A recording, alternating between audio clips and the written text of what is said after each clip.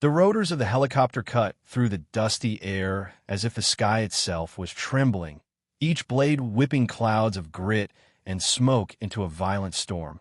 Sophia Grant gripped the strap of her duffel bag until her knuckles turned white, forcing herself to step onto the landing zone of Forward Operating Base Sentinel, the ground beneath her boots vibrating with the raw power of the machine that had brought her here. The sharp stench of diesel fuel stung her nose, mingled with the acrid smoke of burning trash carried on the wind.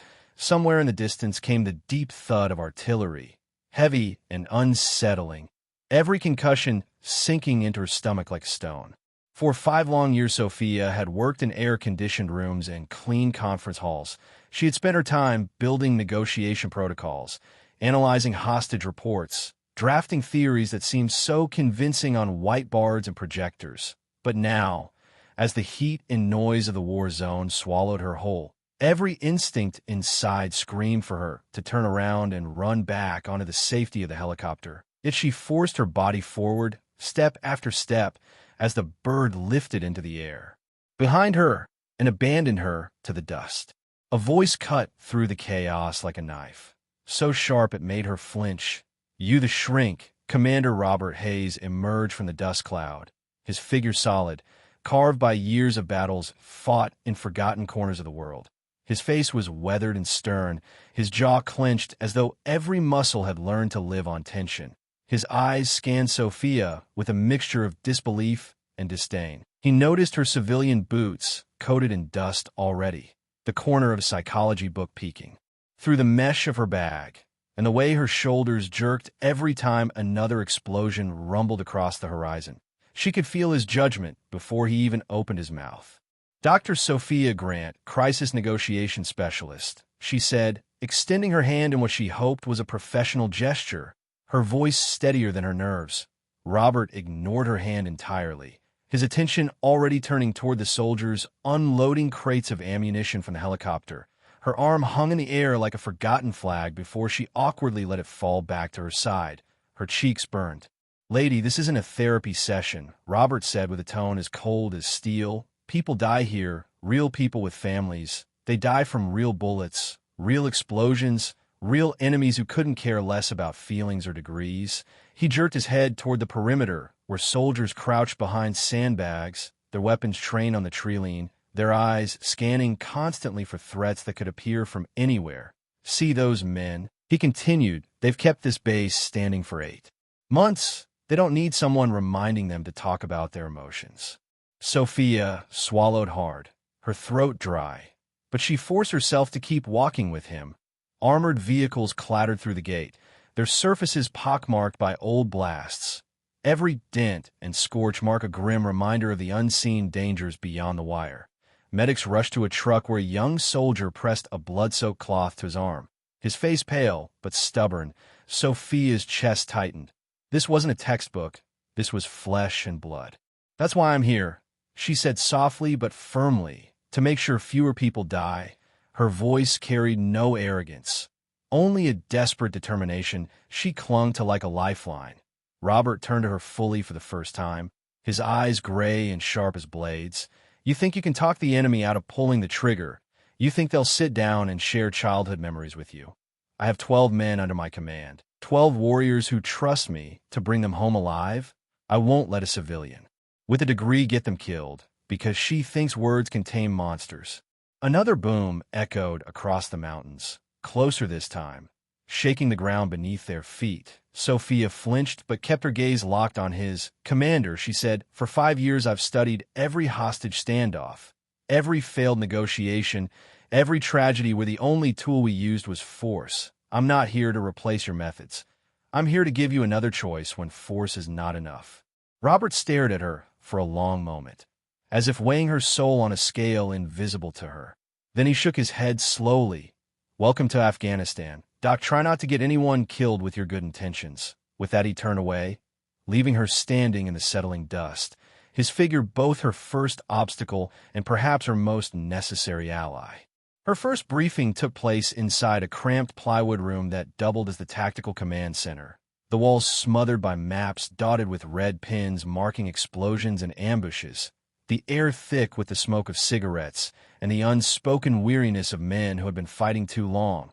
Sophia sat quietly at the edge of the room, notebook ready, her back straight, but she felt every skeptical glance cut into her. Robert's team eyed her with open doubt.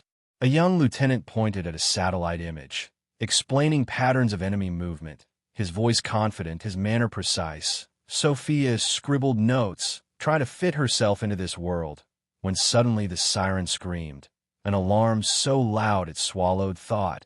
A mortar shell crashed nearby. The building shook violently.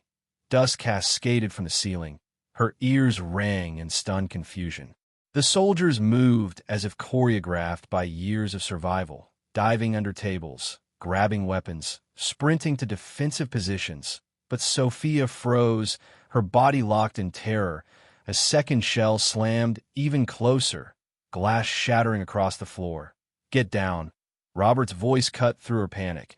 Then his body collided with hers, driving her to the ground, his weight shielding her as shards of metal tore through the space she had been sitting. The air filled with the choking smell of cordite and burning wood. More shells pounded the earth, the minutes stretching into eternity. Sophia pressed her face against the cold concrete, Robert's steady heartbeat against her back, a calm center in the storm. "Welcome to the war zone, Doc," he shouted over the thunder. "Still think words will save us." The barrage ended as suddenly as it began, leaving only silence and the hiss of settling dust. Robert pushed himself up as though nothing had happened, brushing himself off, while Sophia remained trembling on the ground, her notes torn and scattered around her like fragile remnants of a life too soft for this place. The others returned to their duties without hesitation, checking weapons, resuming discussion as if under fire was no different than morning coffee. Petty Officer Michael Williams leaned down, offering his hand, his young face showing concern. "You okay, ma'am?" he asked gently. Sophia accepted his hand, her legs unsteady, a thin line of blood on her forehead from flying debris. "First time under fire?" he asked quietly. She nodded. His grim smile told her what words did not. "It gets easier, sort of." That night, alone in her makeshift quarters, a shipping container converted into a small room, Sophia lay awake, listening to muffled laughter and bets being placed next door. How long before she gave up and begged to be sent home? 3 days max. Someone chuckled. $20 says she's gone on next flight. Another voice answered. She closed her eyes, forcing back tears, then reached for her worn language book, its pages marked with her scribbles in Pashto. If she wanted to survive here, if she wanted to prove them wrong, she had to understand not just the language, but the people, their grief, their rage, their humanity. Outside the base, another convoy rolled into the night, where death lurked in silence, and Sophia promised herself she would not turn away. The sharp blast of the morning alarm yanked Sophia from restless sleep, her body still tense from the echoes of the night before. She dragged herself toward the tactical center where Robert's team was already gathered, their faces hard and focused under the harsh fluorescent lights. The smell of gun oil and strong coffee clung to the room. Aerial photographs were spread across the metal table, every detail pointing to new threats. Colonel John Mason stood at the head of the room, his voice steady but heavy with the weight of lives depending on his orders. At 2:30 this morning, insurgents stormed the school at Calada Village. They're holding 12 hostages. 3 are foreign aid workers, 2 journalists, and 7 children. Sophia froze, staring at the image projected on the wall. The school, once a place of safety, was now a prison surrounded by high walls. One narrow entrance, impossible sight lines for snipers. Robert leaned forward, scanning the map like a hunter sizing up his prey. "Previous rescue attempts?" he asked, his tone clipped. Mason nodded grimly. 2 failed. The Afghan army stormed the front yesterday morning. For dead. Hostages still inside.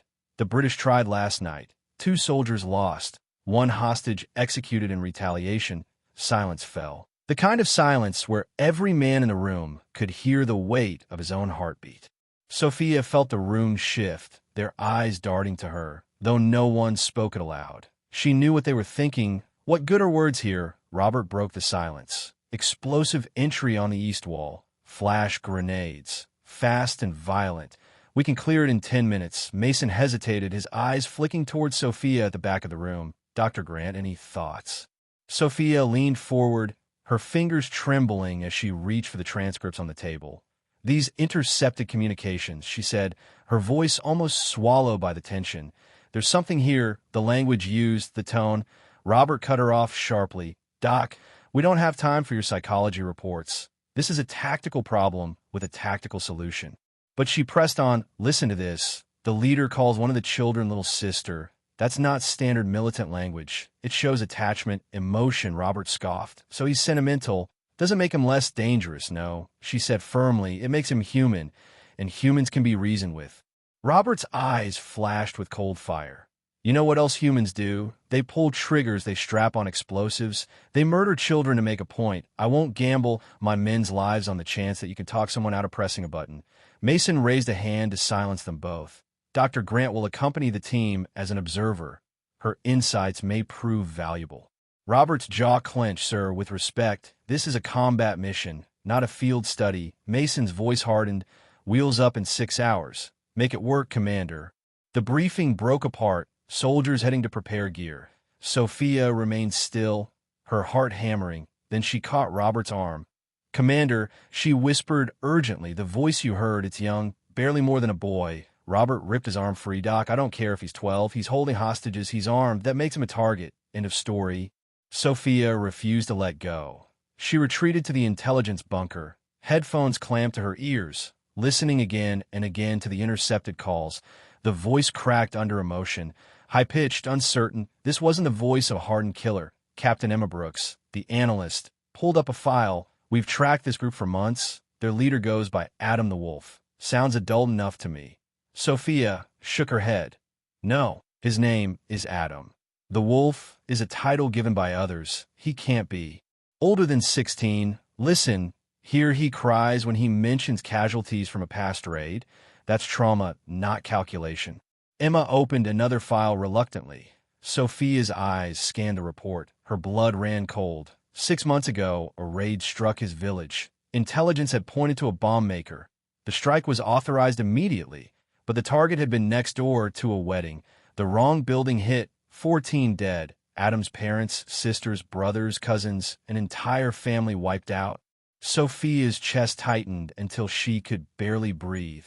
Her own name appeared in the signature line. The psychological analysis recommending the strike. Her hands shook. I wrote this, she whispered. I recommended the attack. Emma touched her arm. You couldn't have known. Collateral damage happens. It's the nature of war. But Sophia wasn't listening. Her mind replayed the smiling face in Adam's school photo. A boy in a football jersey. Not a monster. Just a child turned into a weapon by grief. She found Robert in the armory, checking his rifle with mechanical precision. Commander, she said, you need to see this. He didn't look up. Unless it's blueprints, I don't want it. Adam lost his entire family in that strike. She said urgently, he's not a terrorist. He's a boy broken by tragedy. Robert slammed a magazine into his weapon with finality. He's got hostages. That makes him my problem. If you want to talk about his feelings, you can do it after he's in the ground. Her words hit stone, but she couldn't stop. Commander, if we rush him blind, he'll kill them all. Robert glared. The time for talking ended when he put a knife to an innocent's throat. The mission was set for 2 in the morning, a moonless night. The team moved through the jagged terrain, their steps silent as shadows. Sophia struggled to keep pace, her boots slipping on loose shale, her breath loud in her own ears. Robert raised his fist, and the team froze. She copied their movements, pressing herself into the earth, every nerve screaming with fear. Petty Officer Michael whispered near her ear, "Stay low. Keep quiet." She nodded, forcing her body into silence. Then disaster struck. A loose rock gave way beneath her foot. She stumbled into Sergeant John Torres, the two of them crashing into an old metal crate. The clang rang out across the valley like a warning bell. Robert was on her in seconds, his face inches from hers, his voice venom. You just compromised the entire mission. Every enemy in 5 miles heard that. I'm sorry, she stammered, but he cut her off. Sorry doesn't bring back dead men. The team held in suffocating stillness for 20 minutes, listening for signs of discovery. Sophia pressed herself against the cold stone, tears stinging her eyes, but refusing to fall. Every man there knew she was the liability now, the weak link, the outsider who might doom them all. At last they reached the outskirts, the school looming ahead, a dark silhouette against a field of stars. Robert directed snipers into position. The assault team preparing breaching points. Sophia was pushed to the command post 200 meters back. Her role, nothing more than an observer. Through her night scope, she saw shadows pacing in the upper windows, sometimes the flash of a weapon. And then she heard it, a soft voice singing, fragile, trembling, a lullaby in Pashto, Morgi Sahar, the morning bird, sung by mothers to calm children. She whispered urgently to Robert, "Someone in there's trying to comfort them. That's not a terrorist. That's someone who still has humanity." Robert didn't even glance at her. Humanity doesn't stop bullets, Doc, and it won't save those hostages. Sophia stared at the looming building, the faint song drifting across the night, and she realized the choice before her was no longer between force and words, but between letting a child become a monster, or daring to believe that even here in the heart of war, humanity might still have a chance. The night hung heavy, moonless and silent, as Robert's voice cracked through the comms, his tone sharp, the megaphone in his hand, sending his words echoing across the walls of Calida village. "This is the United States military. You are surrounded. Release the hostages and lay down your weapons. You have 5 minutes to comply." Sophia pressed her eye to the scope, the school a dark shape against the stars. In the windows, shadows moved frantically, figures gesturing, children crying faintly behind thin walls. She caught the quick rhythm of voices through her headset. Pashto spoken too fast for most ears, but she had studied, she listened. One voice rose above the rest, high-pitched, unsteady, breaking like a boy's voice caught between child and man. "That's him," she whispered. "That's Adam. He's terrified." "Good," Robert replied flatly. "Fear makes people sloppy." His words a razor cutting away doubt. Suddenly a window burst open. A figure appeared, tall in traditional clothing, but his movements uncertain, jerky, the way a teenager might move in borrowed robes too heavy for his frame. In his arms he dragged a hostage, bound and hooded, the man's trembling body visible in the faint light. "American pig," the boy shouted in broken English, his voice cracking. "You killed my family. Now I kill yours." Torres's voice hissed through the comms. "He's got one of the aid workers," Robert's voice followed. "Snipers, do you have the shot?" "Negative," came the reply. "Hostage is blocking him completely. Too risky." Sophia's hand gripped Robert's arm. "Let me talk to him. I can reach him." Robert shook her off with cold fury. "Absolutely not. This is exactly the escalation we predicted. His intent is clear." But Adam wasn't finished. With awkward hands, he forced the hostage to his knees, his body shaking as he pulled a curved blade from his belt. The knife glinted in the spotlights. "You killed children," Adam screamed. "Now you watch your people die." Robert's order cut through the night. "Take the shot, if it clears." But the knife descended, clumsy, hesitant, shallow cuts, more of torture than execution. The boy's shoulders shook with sobs, even as he raised the blade again. Sophia saw it clearly. This wasn't a killer's hand. It was a broken child forcing himself to obey rage. Yet the blade came down with final force. The hostage crumpled, his body tumbling from the window into the courtyard below.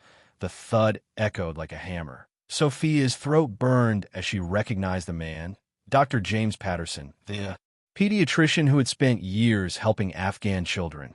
His life ended in a pool of blood.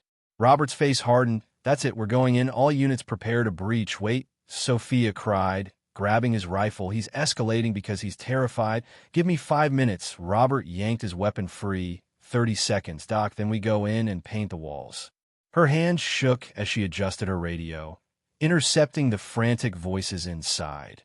Adam kept repeating the same phrase. The final gift, the last lesson from his father. Sophia's blood chilled. "Commander," she whispered, "he's talking about explosives. His father was a demolitions expert." Robert froze. "You're saying the whole building is rigged?" She nodded desperately.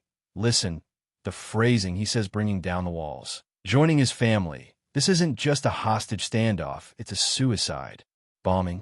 Through his scope, Robert saw it too. In one window, a faint red glow. Numbers ticking down. 11 minutes, 47 seconds, 11 minutes left. He cursed under his breath. ordered all teams to hold, but the silence weighed heavy, time bleeding away second by second. Sophia stripped off her body armor with trembling hands, her helmet clattering to the dirt. "I'm going in," she said. Robert spun toward her in disbelief. "That's suicide?" "No," she answered, her eyes fixed on the glowing timer. "It's the only chance those children have." She stepped into the open, her figure bathed in the harsh white of floodlights. Robert's voice shouted through the comms. "Doc, stop. Stand down." But she called back, "You don't have authority over me. I'm a civilian, and those are civilian hostages." She walked across the courtyard, her boots crunching against gravel. The bloodied body of Dr. Patterson sprawled before her.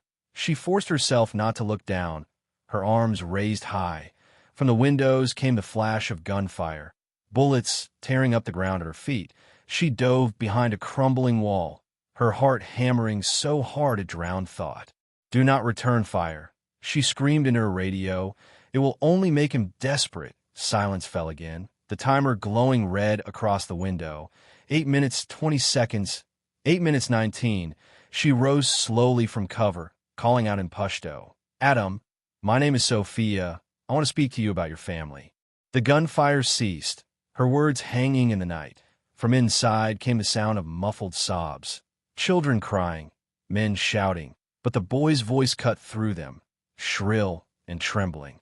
"Stop," he shouted in broken English. "Stop, or I kill you like the others."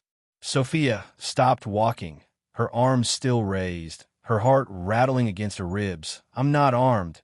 "Adam," she called in his language, "I know about your mother, about Hassan and little Fatima, about the night they died." The silence grew thicker. The boy's shadow froze in the window, the rifle wavering. "How do you know those names?" he cried.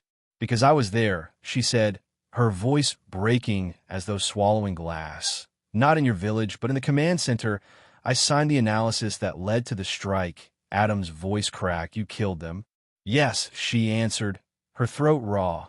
"I carry that with me every day. I remember Amira was 7. She loved butterflies and wanted to be a teacher." Adam's shoulders shook visibly, tears gleaming even from where she stood. "She practiced her name in the dirt every day," he sobbed. "Sophia, step closer. Your mother would not want this," she said, her voice low but steady. "She died protecting children. Do not stain her memory by killing them." "They're not my children," Adam screamed. "My children are dead. My family is gone. Because of you." The timer glared from the window. 5 minutes 20 seconds, 5 minutes 19. Sophia's tears blurred her sight, but she kept walking. "I know nothing I say can bring them back, but killing these children will not heal your pain. It will only pass the pain to others, other boys who will grow up like you." Behind her, Robert's voice was frantic. "Doc, whatever you are doing, do it faster. We're out of time."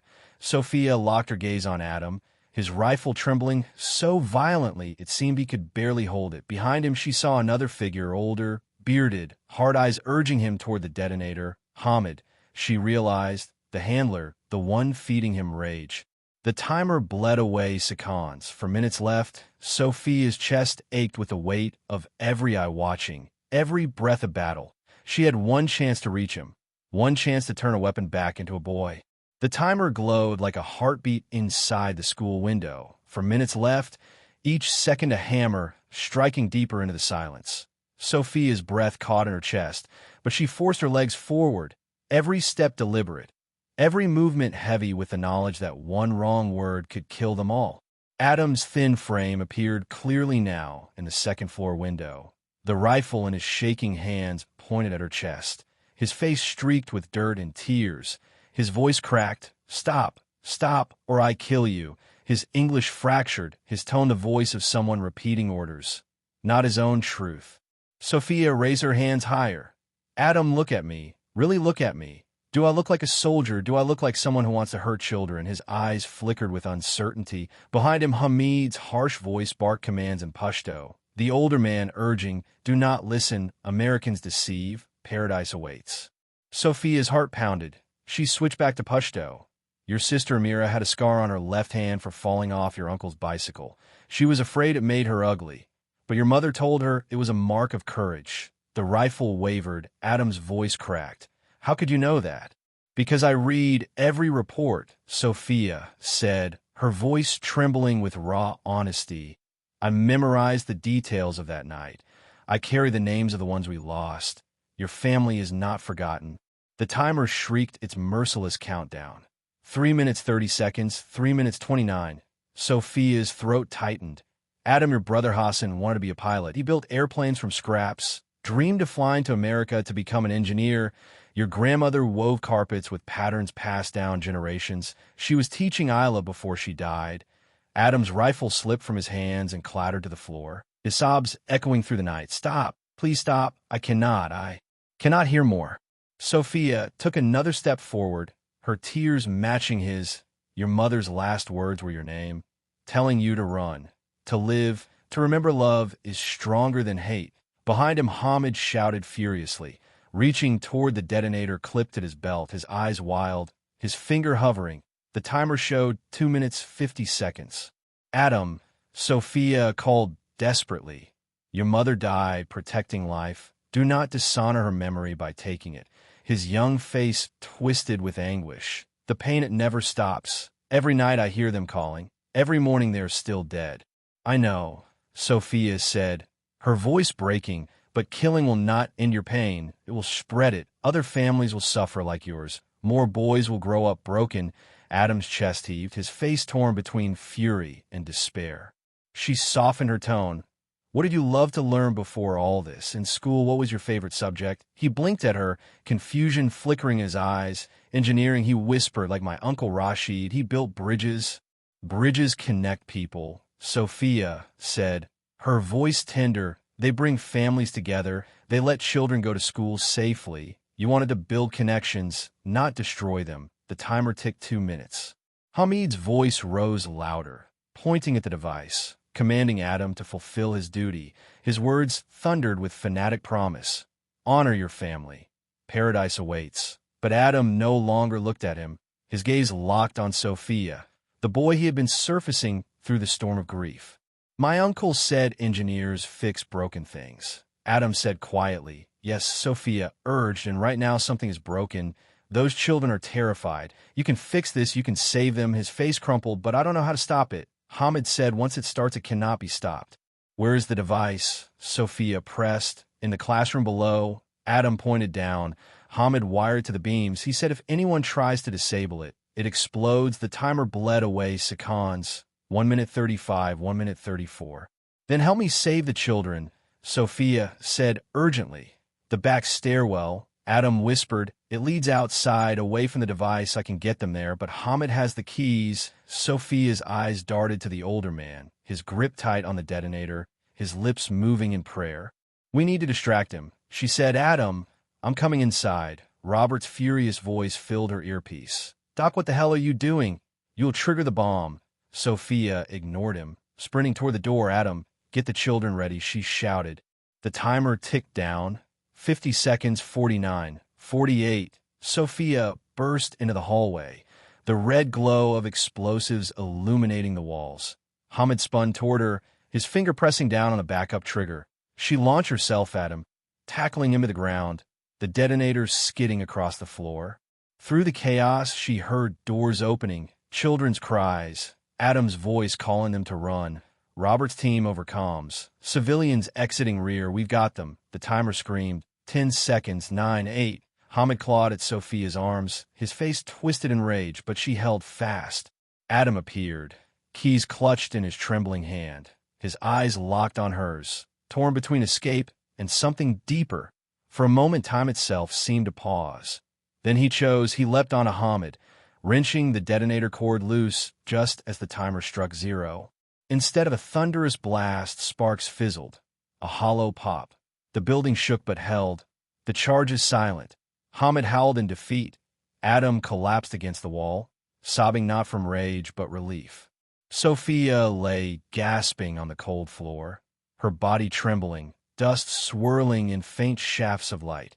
Outside she could hear children crying, soldiers shouting. The sound of life where moments before there had only been death waiting. It was over. The school still stood. The children lived, and in the center of the chaos knelt Adam. Not a monster, not a wolf, but a broken boy who had chosen life over destruction. The silence after the failed detonation was heavy, as though the world itself paused to breathe.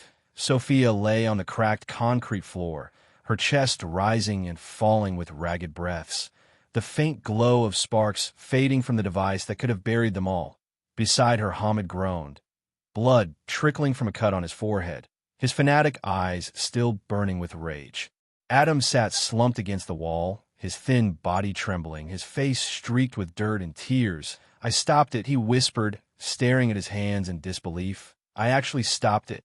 Boots thundered down the hallway, Robert and his men storming through the building with weapons raised, their eyes scanning every corner for threats, their movements precise, unstoppable.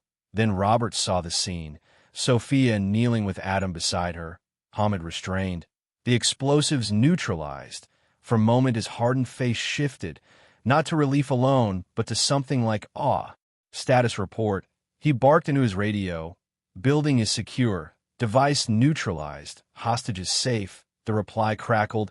"Medical teams are treating civilians. Children asking for the lady who talks to angry people." Sophia almost laughed through her tears, her body still shaking from adrenaline. Robert lowered his weapon, his voice quieter now. "Doc, you just saved lives I thought were already lost." Adam's head dropped, his voice small. "I killed the doctor, Dr. Patterson. He was a good man. I murdered him." Sophia placed a trembling hand on his shoulder. "Yes, you did, and you'll carry that forever. But tonight you also chose to save 7 children, and that choice matters." Hamid snarled and tried to move, but Torres pinned him down with brutal efficiency. "The war is over for you, old man," he growled. Outside, dawn broke over the mountains, the sky painted pink and gold. Sophia sat with Adam on the steps of the school, watching medics tend to the children he had once threatened, their small hands clutching blankets, their eyes wide but alive. "What will happen to me now?" Adam asked, his voice thin. Robert stood nearby, his rifle slung, but his gaze steady. "That depends, son, but today you saved lives, that counts for something." Sophia turned to him, her voice firm. "He deserves a chance. His family was destroyed. He was turned into a weapon, but today he chose differently." Robert studied Adam, then looked back at Sophia. "You might be right, Doc. You might be the reason we change how we fight this war." Months later, Forward Operating Base Sentinel had changed. One of the plywood shacks now served as the negotiation training center, the walls covered with maps, case studies, transcripts. Sophia stood before a room of 20 special operations soldiers, her voice calm. "The key is to remember that behind every weapon is a person with a story. Your job isn't to be therapists. It's to know when words might succeed, where bullets will only create more enemies." Robert sat at the back of the room, arms folded, no longer dismissive, but listening with a quiet respect. The transformation in him had been slow but undeniable. The commander who once rejected her had become her strongest supporter. Sophia clicked to a case study on the projector. Last month, Captain Michael Rodriguez talked a suicide bomber into surrendering in a crowded marketplace. The man wasn't a hardened killer. He was a farmer, desperate after drought. Extremists promised his family would be cared for if he martyred himself. Michael gave him another way. Not only did he save dozens of lives, but the information he shared led us to the recruiters exploiting men like him. At that moment, Adam entered the room, carrying a stack of translated documents, his head lowered, still shy under the weight of his past, but his presence undeniable. He had become invaluable, helping to decode intercepted calls, teaching cultural nuance that soldiers would have missed. Some still looked at him as a terrorist who had been spared, but his insights had already prevented disasters. After the session, Robert approached Sophia, folder in hand, another request. He said, "Marines in Helmand, an ex-soldier has barricaded himself with his family, PTSD, and head trauma." Sophia scanned the file, her expression grave. "This is exactly the kind of case negotiation can resolve," she said. Robert nodded. "We will's up in 2 hours." Adam lingered near the door, his voice hesitant. "Dr. Grant, do you think my mother would be proud of me now? Helping instead of hurting?" Sophia looked at him, her eyes soft. "I think she would be amazed by your courage to choose healing over hatred." Years passed, and Musakala village began to heal. The streets rebuilt, children played soccer where IEDs had once been buried. The school that nearly became their tomb now thrived, its walls painted with murals of doves, books, and bridges, symbols of a future not chained to violence. Hard to believe this is the same place, Robert said beside Sophia as their convoy rolled through. His face lined with age, but carrying a rare softness. He now commanded the Regional Crisis Response Unit, a joint team blending soldiers and negotiators, 40 hostages saved without a single firefight. They pulled up at the school where a crowd gathered, familiar faces among them, survivors of that night. Children grown taller, villagers once fearful now smiling. But Sophia's eyes sought one figure above all. Adam, older now, standing at the front, a teacher's vest across his shoulders, a small girl's hand clasped in his. Sophia felt her throat tighten. The haunted boy she had faced in a window of fire was gone. In his place stood a man, calm, steady, his eyes carrying hope instead of despair. The girl beside him broke free and ran to Sophia, her small arms wrapping around her. "Miss Sophia," she cried, her voice bright. This was Amina, one of the children once held hostage, now thriving. Sophia hugged her, her voice warm. "How are your studies? Very good." Amina grinned. "Teacher Adam is teaching us about bridges, not just ones of stone, but bridges made of words that turn angry people into friends." Sophia looked up, meeting Adam's shy smile, his voice quiet. "She wants to be a negotiator like you." The ceremony was simple. The new wing of the school opened, funded by donations after news of the peaceful resolution spread.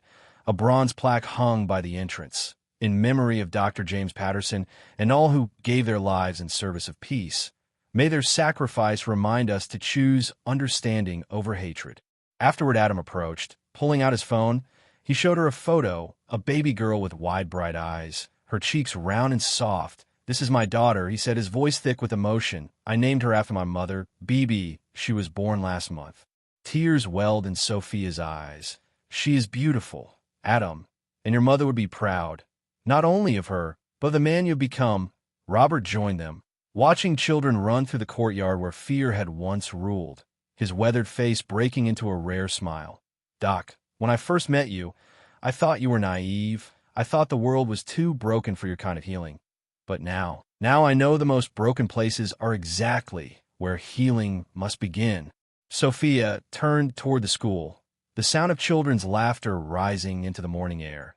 And for the first time since she had stepped off that helicopter into the storm of war, she felt that perhaps words, fragile as they seemed, truly could rebuild what violence had destroyed, one conversation at a time.